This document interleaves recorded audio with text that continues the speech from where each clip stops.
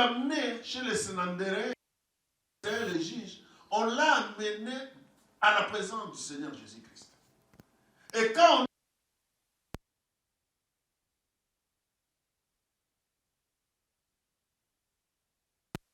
Et c'est pour cette raison, ceux qui sont venus pour les condamner, ceux qui sont venus pour les rendre néants, pour chercher sa condamnation, et tous ont disparu. Parce qu'ils ne pouvaient pas résister à la présence de Dieu à cause de ce qui était en eux. La femme seule a été retrouvée avec Jésus-Christ. Sous la présence de Dieu, mon frère, ma sœur, beaucoup de choses changent. Beaucoup de choses sont transformées pour la gloire de notre Dieu dans notre vie. Et nous avons montré que Jésus-Christ ne nous appelle plus ses serviteurs. Nous sommes ses collaborateurs. Et nous avons fait référence dans les enseignements des affermissements où Christ nous a créés pour être ses collaborateurs. Et nous avons vu qu'il y a 3 choses très essentielles dans notre vie pour que nous puissions demeurer toujours dans la présence de Dieu. La première des choses, c'était, vous et moi, nous avons accepté Jésus-Christ dans notre vie et nous avons accepté qu'il puisse conduire notre vie. Et d'où nous devons vivre sur cette voie-là comme une nouvelle vie en Jésus-Christ. Afin que tout ce qui a été dit, tout ce qui a été fait, quelle que soit leur puissance, quelle que soit leur force, puisse être derrière nous. Et que nous puissions vivre une nouvelle expérience avec Jésus-Christ.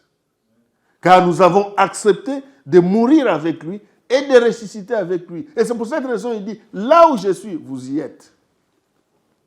Il est au-dessus, car nous sommes les membres de son corps. Alléluia. Et nous avons vu que nous devons vénérer Dieu, l'honorer, lui donner la place qui lui convient dans la vie quotidienne. Nous devons l'adorer, le louer, le glorifier, le proclamer. Et nous avons vu que nous devons avoir une vie permanente de repentance pour que Dieu soit avec nous et que notre relation, notre intimité soit complète. La repentance qui est la clé qui ouvre toutes les portes. La repentance qui fait à ce que quand il crie, Dieu attend la voix. C'est pour cette raison, quand vous regardez Daniel, dès qu'il a eu le désir de se tourner vers Dieu, la réponse de ce problème était envoyée. Pourquoi? Parce qu'il avait une intimité personnelle avec le Seigneur. Parce qu'il était dans la présence permanente de notre Dieu. Remarquez quand Nabuchodonosor voulait exterminer tout le monde, il a dit, donnez-nous quelques jours. Et il s'est tourné vers lui. Mon frère, ma sœur, quand on est dans la présence de Dieu, sous la présence de Dieu, quel que soit le feu, vous ne serez pas consumé. Quel que soit le feu, vous ne serez pas consumé. Quel que soit l'animal féroce, carnivore, dans sa présence, il ne pourra même pas vous dévorer. Vous ne pouvez même pas vous dévorer. Il ne peut même pas vous dévorer. Quand vous êtes dans une présence permanente de notre Dieu, quel que soit là où on va vous jeter, et lui-même va susciter quelqu'un pour lui dire que la personne que tu as jetée là-bas, il est toujours là, il commence à s'engloutir. Jérémie a été mis dans un puits où il n'y avait que de la boue et la boue. Pourquoi? Parce qu'il parlait de la vérité de Dieu à son peuple. Et on l'a condamné pour qu'il puisse mourir. On l'a jeté dans les puits où il n'y avait pas d'eau, il n'y avait que de la boue et de la boue. Et Jérémie s'enfonçait doucement. L'Éthiopien a dit au roi, mais n'est-ce pas Jérémie? Oh, il est toujours là. Allez le faire sortir plus vite. Et il a même donné ce qu'il faut faire pour qu'on puisse le faire sortir. Mon frère, cherchons à être toujours dans la présence de Dieu. Ayons toujours la soif de Dieu. Nous avons dit que nous devons avoir soif de Dieu. plus que la soif de l'eau et plus que la soif de la nourriture. Parce que c'est lui la source de l'eau vive. Et c'est lui le pain de vie. Tout ce que nous cherchons, nous trouverons en lui. Alléluia. Et aujourd'hui, nous allons parler, je ne sais pas si je pourrais terminer ceci dans 2 semaines, sinon je voulais, à ce que je puisse laisser la place aux autres prédicateurs. Voyons voir si on pourra se terminer dans 2 ou 3 semaines. Alléluia.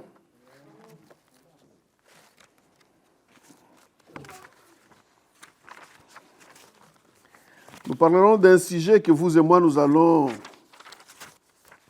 découvrir tout de suite là.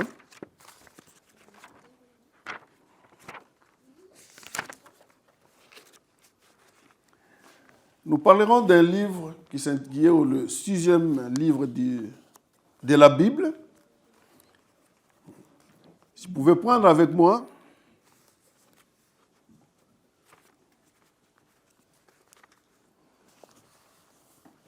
Ézéchiel 22. Ézéchiel 22.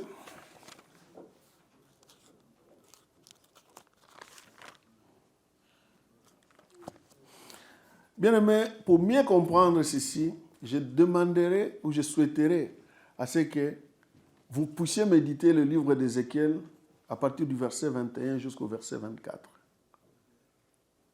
Il y a beaucoup de choses qui nous fortifiera et qui verra que la façon que les autres vivaient, que nous puissions faire la différence, ne pas se comporter comme eux, ne pas vivre comme eux, pour que nous ne puissions pas être condamnés. Alléluia. Même Ézéchiel 22, vous pouvez commencer par le début, mais moi, j'ai pu choisir pour gagner le temps. Ézéchiel 22, je vais lire à partir du verset 17 au verset 22. Nous y sommes? Amen. Je lis la parole de Dieu. Ah, mon frère a dit, dans la maison de Dieu, il ne faut pas être un spectateur. Alléluia. Nous devons être tous des acteurs. Nous devons être tous de ceux qui apportent une pierre dans l'édifice de Dieu. Alléluia. Celui que je vois dormir, c'est celui-là que je lui demanderai de lire la parole de Dieu. Amen.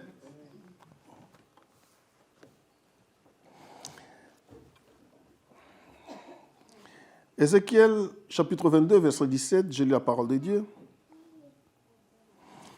La parole de l'Éternel me fit adresser en ces mots. Ça, c'est le prophète Ézéchiel, qui a reçu une parole de la part de l'Éternel pour son peuple. Fils d'homme, la maison d'Israël est devenue pour moi comme des scories. Ils sont tous du bronze, de l'étain, du fer, des scories de l'argent. C'est pourquoi ainsi parle le Seigneur, l'Éternel. Parce que vous êtes tous devenus comme des scories, voici, je vous rassemble au milieu de Jérusalem,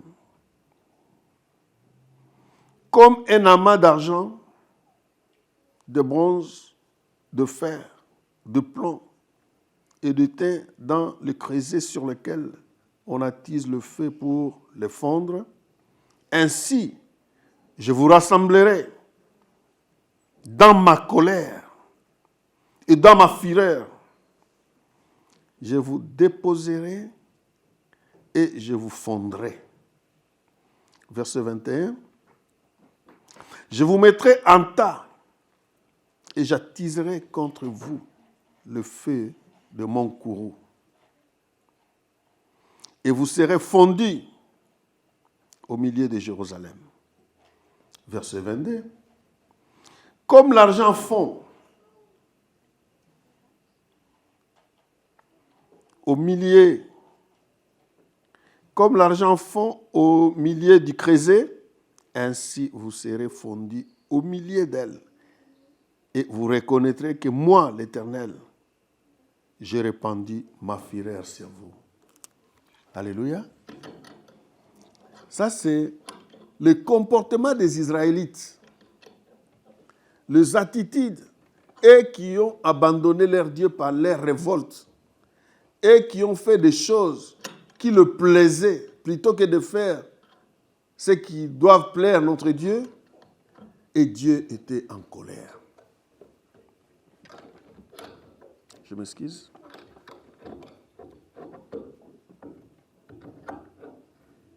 Dieu était en colère. Et dans sa colère, dans sa fureur, dans son courroux, il a décidé de les brûler tous. Parce que leur cœur était dur comme de l'étain, était dur comme du fer, était dur comme du bronze. Quel que soit le message que les envoyés de Dieu leur parlaient, ce message n'entrait pas. Ce message entrait et sortait. Et ils continuaient toujours dans leur révolte. Ils continuaient toujours dans leurs abominations. Ils continuaient toujours à faire ce qui déplaisait notre Dieu. Et Dieu dit, je les ressemblerai de Jérusalem parce qu'ils sont devenus des déchets.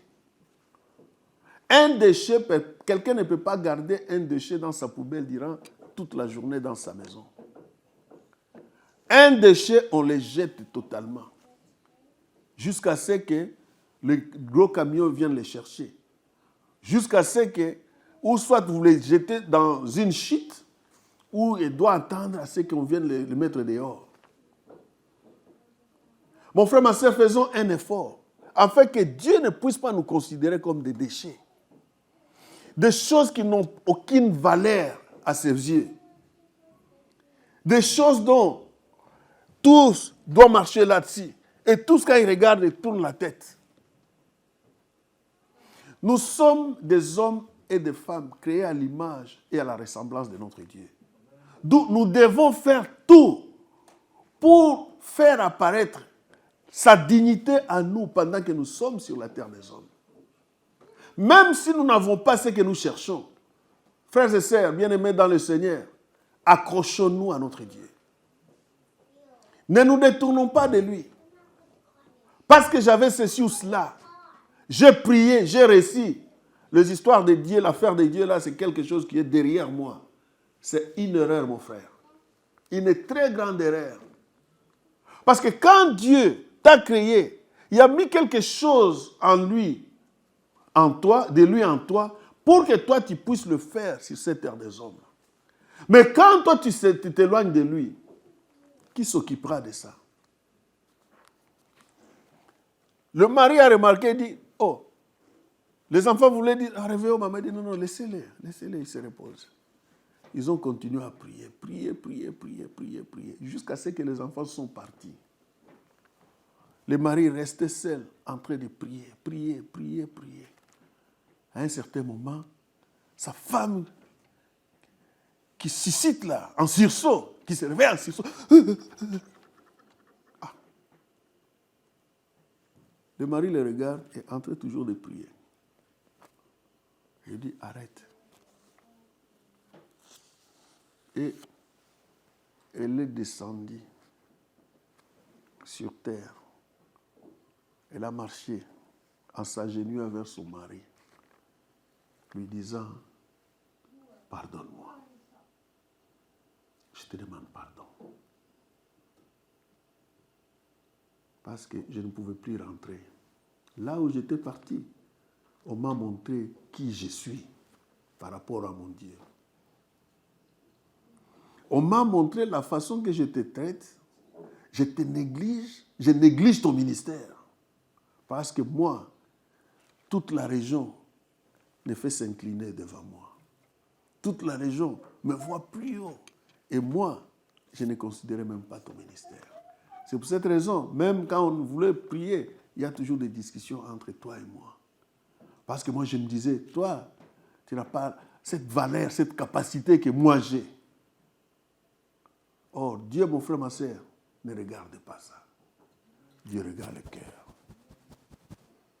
Peut-être je suis en train de parler, tu es en train de me maudire. Dieu soit loué. Alléluia. Dieu soit loué. Mais un jour, il te posera cette question. Alléluia. La révolte empêche la main de Dieu d'agir dans notre vie. Dans cette partie que nous allons lire, nous allons continuer à partir du verset 23 au 29. La première partie, ça c'est Dieu qui a montré ce qu'il voudrait faire à ces hommes compte tenu de leur comportement, compte tenu de leur désobéissance. Mais du verset 23 au verset 29, on nous parle de ce qui se passe dans l'assemblée de Dieu. Alléluia. On parle de ce qui se passe dans l'assemblée de Dieu. Est-ce que quelqu'un peut nous lire ça?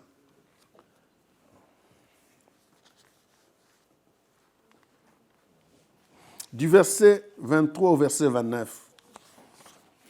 Ézéchiel 22, 23 à 29 du Livre du Seigneur. Amen, mon frère. La parole de l'Éternel me fut adressée en ce mot. Encore le prophète Ézéchiel, l'Éternel parla à travers lui pour son peuple. Fils d'homme, dis à Jérusalem, tu es une terre qui n'est pas pure, purifiée, et qui n'a pas arrosé de pluie au jour de la fureur. Ces prophètes conspirent au milieu d'elle, comme un lion rugissant qui déchire sa proie. Ils dévorent les âmes, ils s'emparent des richesses et de choses précieuses. Ils multiplient le veuve au milieu d'elle. Ces sacrificateurs violent ma loi et profanent mes sanctuaires.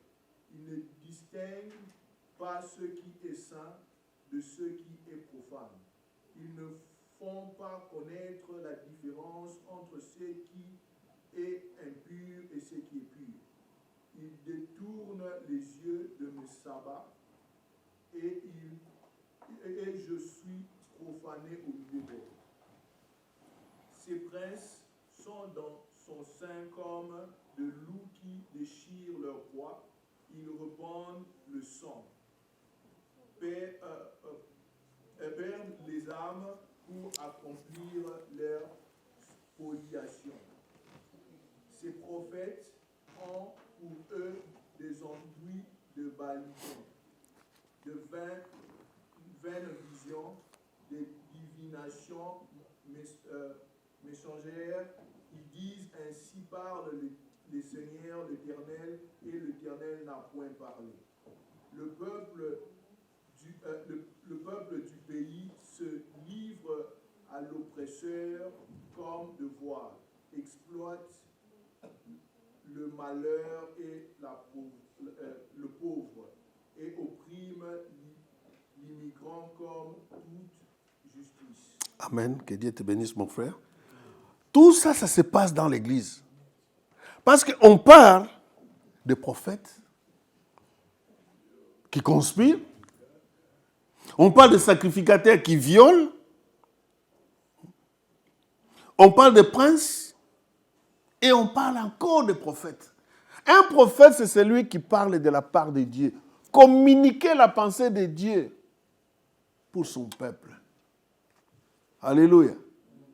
Mais aujourd'hui, les prophètes parlent. Quand un prophète parle, quand il s'agit à ce que nous puissions changer notre façon de faire, notre façon de vivre les choses de Dieu, il parle, ça c'est les pensées humaines. Alléluia. Ça c'est une pensée humaine. Mais quand il s'agit que le Seigneur te dit, demain tu auras la voiture, tu auras ceci ou cela, celui-là c'est vraiment un pasteur, un prophète de Dieu. L'homme cherche toujours à ce qui doit plaire son cœur. Or, un enfant de Dieu doit chercher à ce que, en lui, ce qui doit refléter la gloire de Dieu. Et non refléter ce qui est pour Satan, ce qui est éphémère, ce qui va rester ici. Mon frère, je vois que ces derniers temps, tu as lâché ta vie de prière. Mais lui, qu'est-ce qu'il y a? C'est lui seul qui prie. C'est lui qui est à côté de Dieu. Comment Dieu peut lui dire ça? Et il ne me dit pas. Non. La Bible nous dit, on te donne une prophétie. Écoute là, va dans ta maison, agenouille-toi. Seigneur, on m'a dit ceci. Conduis-moi, montre-moi. Que dois-je faire? Alléluia. Parce que Dieu ne parle pas en vain, mon frère, ma soeur. Dieu ne parle pas en vain. Les sacrificateurs. Nous sommes les sacrificateurs du Dieu vivant. Et nous devons offrir des sacrifices agréables à notre Dieu. On est dans l'abomination. On est dans le mensonge. On est dans l'hypocrisie. On est toujours attaché aux idoles de la famille. Attaché aux auteurs de la famille. Et puis nous venons dans la maison de Dieu pour proclamer les oracles de Dieu. C'est là où Dieu dit, il se moque de moi. Nous devons faire au sein de cette assemblée ce qui doit plaire à notre Dieu. C'est comme mon frère qui était ici, il a dit, c'est quelque chose de personnel. La première des choses, toi seul, Josué qui est assis debout là-bas pour parler, cherche à t'accrocher d'abord avec ton Dieu. Accroche-toi à ton Dieu pour que tu sois modèle au sein de cette assemblée. Cherche d'abord à t'accrocher à ton Dieu. Cherche d'abord à avoir une intimité personnelle avec l'Esprit de Dieu vivant. Cherche d'abord à plaire l'Esprit et non l'étouffer. Alléluia. C'est quelque chose de personnel. Parce que quand tu fais ça, cet orteil te revient. Hein? Tu pointes, c'est bon. Ça te revient également. Même si tu n'interviens pas directement, ça regarde aussi. Dieu est en train de te regarder ce que tu es en train de faire là. La première partie, c'est la façon que les hommes se sont comportés vis-à-vis de leur Dieu. La deuxième partie, ça c'est dans l'assemblée de Dieu. Les enfants de Dieu. Frères et sœurs, changeons. Nous sommes en 2024. Changeons. Dieu a fait beaucoup de choses dans notre vie. Mais c'est le temps maintenant que nous également, nous puissions nous accrocher à lui afin de faire ce qui est juste pour lui. Alléluia. Cherchons à nous détourner des voies qui ne sont pas conformes à Dieu. Nous détourner de la routine. Je disais l'autre fois que la vie avec Dieu, ce n'est pas une vie de routine. Ce n'est pas une vie statique. C'est une vie dynamique qui change en fonction de la révélation du Saint-Esprit dans ta vie, dans ma vie. Qui change en fonction de mon obéissance par rapport à ce que la parole de Dieu me dit, mon frère, ma soeur. Ce n'est pas que non, je me réveille tous les matins, je regarde les prédications, après avoir regardé les prédications, ah, que Dieu soit loué. Il a bien parlé. Hein? Ah, la prédication est très très bonne. Qu'est-ce que tu as eu dans cette prédication? Qu'est-ce qui te concerne dans cette prédication que tu t'es accroché? Non, cette parole me concerne. Tu finis, tu entres dans ta chambre. Agenouille-toi, demande à Dieu de t'aider. Demande à Dieu de t'éclaircir. Tout ce que nous prêchons dans cette assemblée, quand nous sortons, demandez 2 jours après, qu'est-ce qu'on a parlé ce jour-là?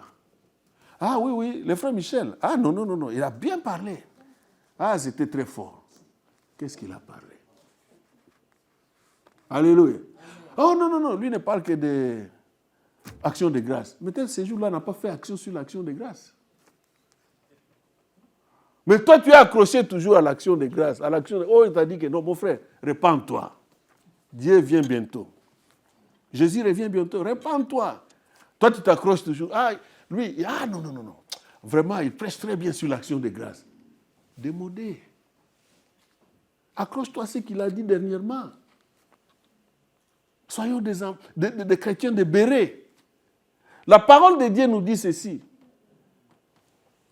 Que nous ne pouvons pas seulement être de ceux qui écoutent. Nous devons être de ceux qui pratiquent cette parole. Pour faire marcher nos entreprises. Josué, Dieu lui a dit que cette parole ne s'éloigne pas de ta bouche. Mais dites-la jours et nuits afin de pouvoir réussir dans toutes tes entreprises. Tu ne la médites pas jours et nuits. TikTok, Instagram, Twitter, WhatsApp. Depuis que ça a commencé la journée, WhatsApp. Le téléphone n'a pas de réponse. Kiko. Mais ça va te parler un jour. Et quand le téléphone te parle, c'est fini. Et si le téléphone te parle avant que Christ revienne, tu iras où? Toute la journée, tu te réveilles 2 minutes avec la Bible, 40 minutes, WhatsApp, 40 minutes, match, 40 minutes, ceci ou cela. Frère, changeons. Bien-aimés, changeons. Changeons vraiment. Le temps est court. Jésus revient bientôt. On ne sait jamais quand est-ce qu'il reviendra.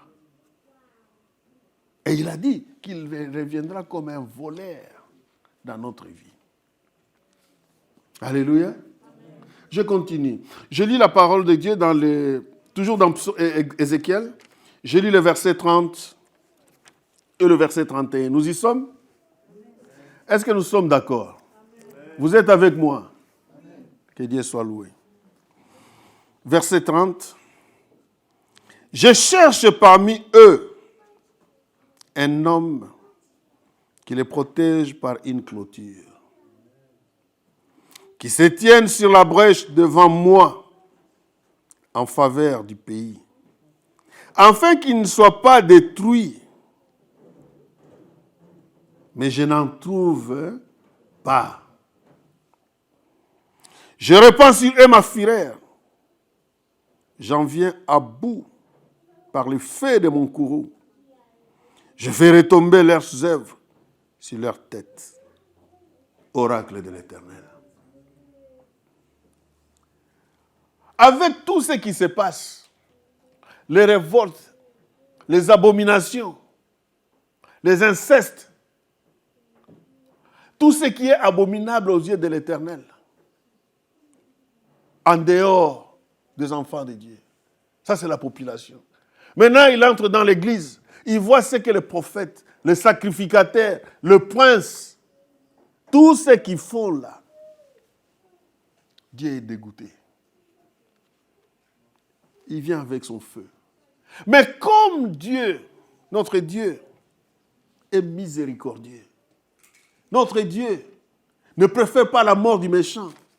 Il voudrait que le méchant se détourne de ses voies. Il regarde, il ne voit personne. Dieu est en train de pleurer pour dire qu'il n'y a personne qui élève la voix pour ces gens-là. Prenons Ézéchiel 33, verset 11, s'il vous plaît.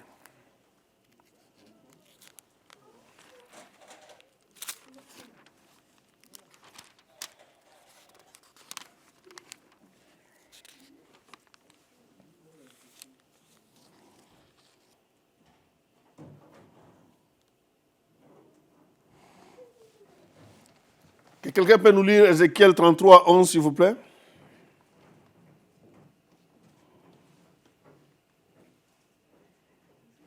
Dis-leur, je suis vivant, dit l'Éternel, dit le Seigneur, l'Éternel, que ce que je désire, ce n'est pas que le méchant meure, c'est qu'il change sa conduite et qu'il vive. Revenez de votre mauvaise voie. Pourquoi mourriez-vous, maison d'Israël? Que Dieu vous bénisse, mon frère. Soulignez ces versets-là. C'est très, très important. Il dit, il est vivant. Il ne désire pas la mort du méchant. Il voudrait que les méchants se détournent de ses voies afin qu'ils vivent. Pourquoi devriez-vous mourir, maison d'Israël? Vous qui avez donné votre vie à Jésus-Christ. Vous qui avez accepté Jésus-Christ comme votre Seigneur et Sauveur, pourquoi devriez-vous abandonner pour faire ce qui est contraire de la volonté de Dieu, afin que vous mouriez? Mon frère, ma soeur, rappelle-toi combien de temps tu as jeûné. Rappelle-toi combien de temps tu as abandonné tout pour te soumettre à ton Dieu. Et en dernière minute, tous ces temps-là partent comme ça. Toi qui as été humilié, jugé, déconsidéré à cause de ton Dieu. Et en dernière minute, qu'ils te disent que non, sors de là, je ne te connais pas. Non, non, non, non, non. Faisons un effort. Retournons. Retournons à notre premier amour. Chacun de nous, le jour qu'il a reçu Jésus-Christ, qu'il a accepté Jésus-Christ, qu'il a dit « je te donne ma vie », il a senti quelque chose de très différent. Je ne sais pas. Mais moi, j'avais senti quelque chose de très différent ces jours-là. Et j'avais beaucoup de joie pour Jésus-Christ. Beaucoup de joie. Des ailes là. Et jusqu'à ce que nous avons pu former un groupe de prière à Bandal. Mon frère, revenons à notre premier amour. Revenons à notre premier amour. Nous avons donné notre vie à Jésus-Christ. Laissons cette vie entre ses saintes mains. Laisse-le conduire sa vie, notre vie comme il le veut, comme bon lui semble. Ne faisons pas une interférence sur la main de Dieu dans notre vie. Abandonnons-nous, laissons-nous. Mon frère Massé, il dit, je cherche, je ne vois qui élève la voix afin de prier, de faire un sacrifice d'odeur agréable pour ces gens-là, afin que moi je puisse les pardonner, je puisse changer ma pensée pour leur vie et qu'ils puissent vivre. L'intercession, mon frère, ma soeur. L'intercession. Le titre de ce message, c'est l'intercession. Dieu demande qui s'élève, qui se tient entre lui et son peuple entre le peuple et Dieu pour parler de ce peuple qui sont entrés dans la misère, de ce peuple qui ne connaissent pas Jésus, de ce peuple qui sont en train de mourir. Personne. Mais nous disons, nous sommes des intercesseurs dans cette assemblée. Vrai ou faux? On nous dit quoi? Qui élève l'encens, qui brûle le parfum. Brûler le parfum, c'est prier pour les autres. C'est mettre à la brèche pour les autres. C'est s'humilier. Chercher la compassion, la miséricorde de Dieu pour son peuple. Vous et moi, nous ne le faisons pas. Nous ne le faisons pas. On se rencontre, on ne prie pas. Maman Pasteur, quand nous prions là-bas, c'était comme ça. Quand je dirigeais l'intercession chez vous, c'était comme ça. Même quand nous étions à Djenne, le pasteur fait toujours allusion à cela. Quand tous les choristes, moi je les ai mis dans les histoires de prière, prière, jeûne, prière, jeûne, prière, jeûne.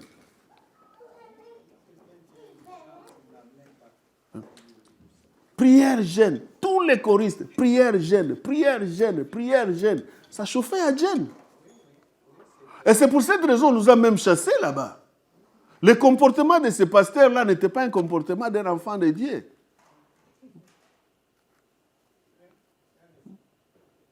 Pourquoi? Parce qu'il y avait le feu.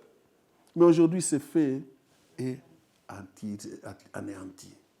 Vous et moi, nous devons chercher à remettre ce feu-là. L'intercession. Le vendredi, ça chauffait là-bas chez Maman Pasta. C'était sur quelle avenue encore? Cosmique. Le jour que je suis arrivé, Cosmique, ça c'est les histoires des astres.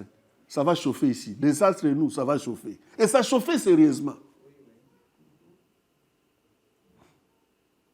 Ceux qui étaient avec nous, quand nous avions eu une retraite dans leur basement là, ils ont vécu des choses impossibles. Quand ça chauffe, tu vois la personne qui traverse le mur. Parce qu'il y avait le feu. Mais tout ceci, parce que nous sommes maintenant les amis de Dieu.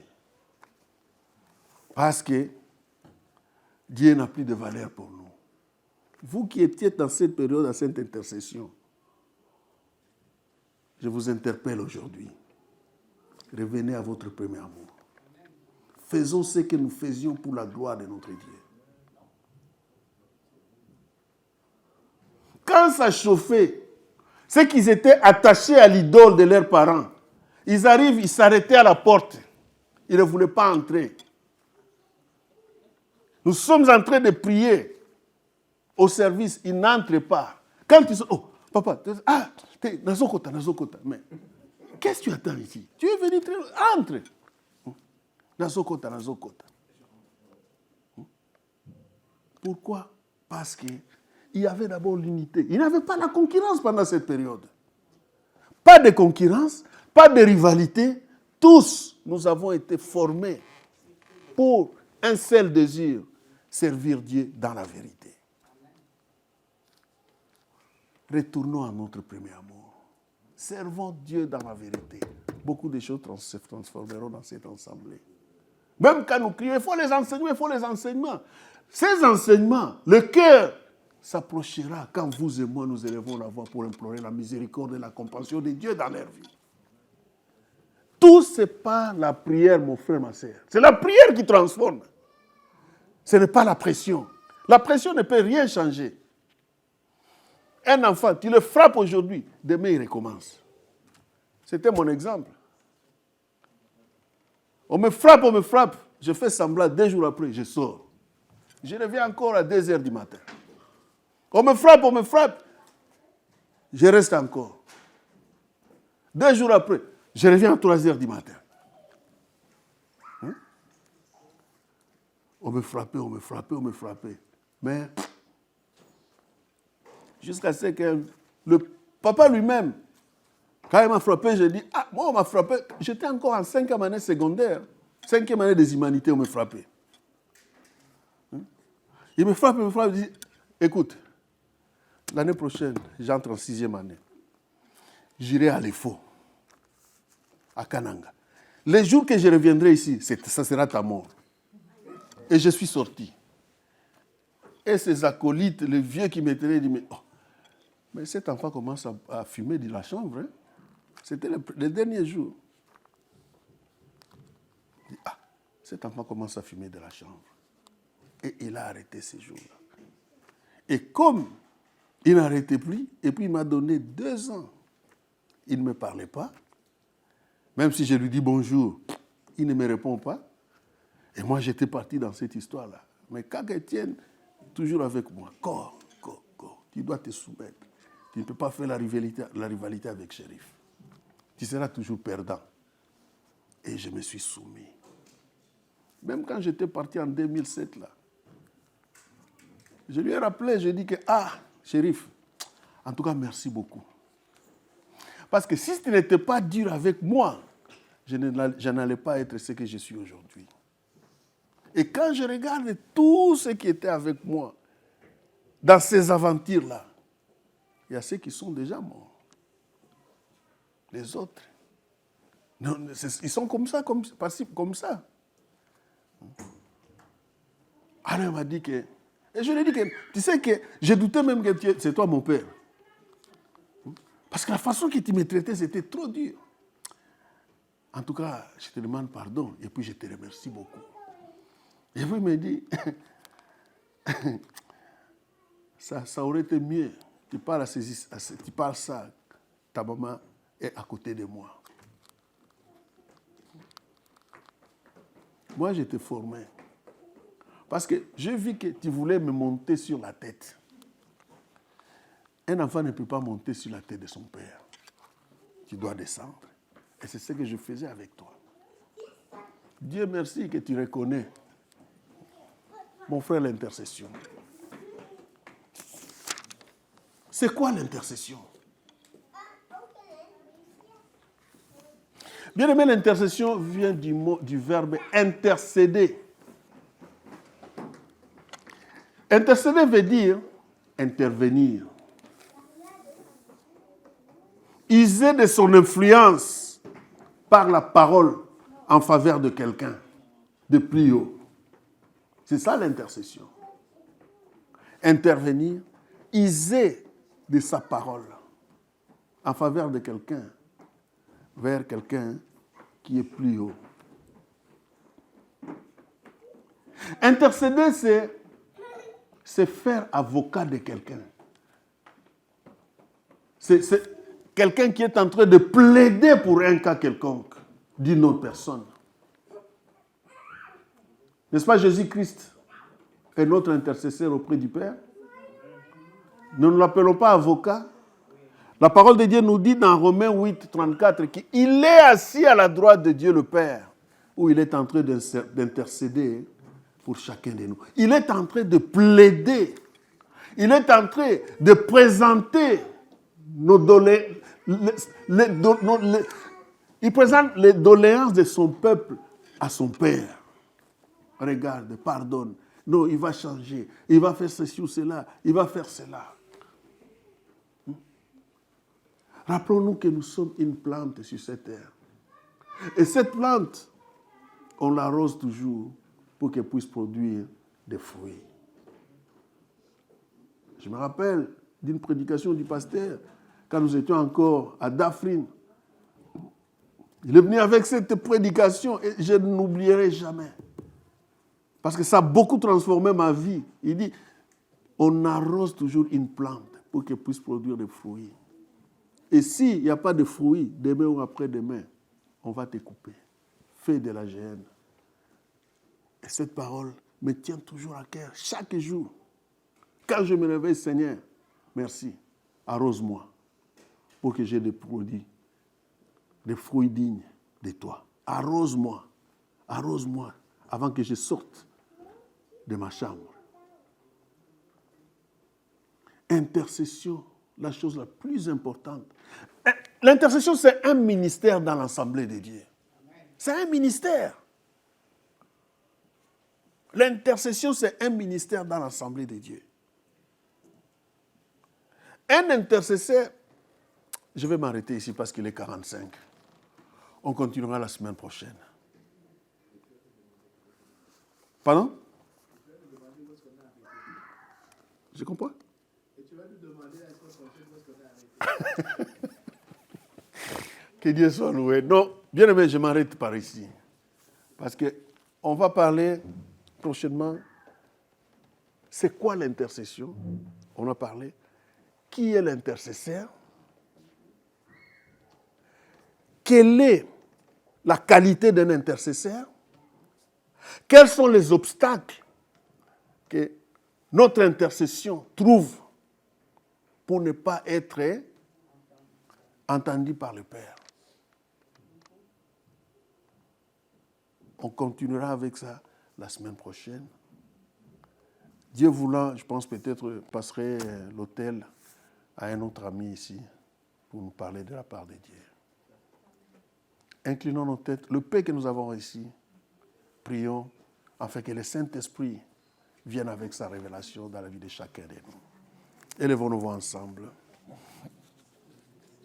Sois loué, sois exalté. Sois loué, sois béni. Sois loué, sois célébré.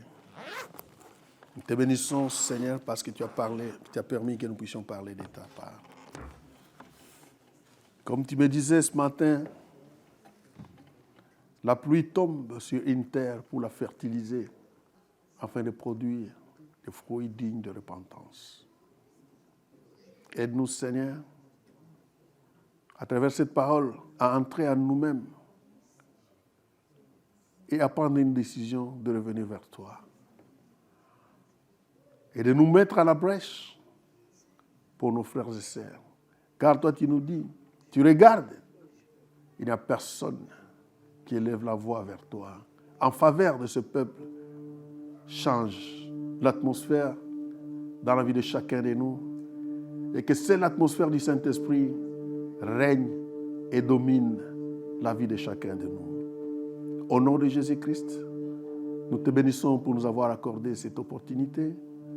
Au nom de Jésus-Christ, nous te bénissons pour l'auditoire. Au nom de Jésus-Christ, nous te bénissons pour tout ce que tu as fait pendant cette prédication. Dans le nom de Jésus-Christ, nous couvrons ce que nous avons reçu dans le sang de Jésus-Christ. Et que le Saint-Esprit nous fortifie afin de plonger nos regards dans la loi parfaite. Au nom de Jésus-Christ, notre Seigneur et Sauveur, nous avons ainsi prié. Amen.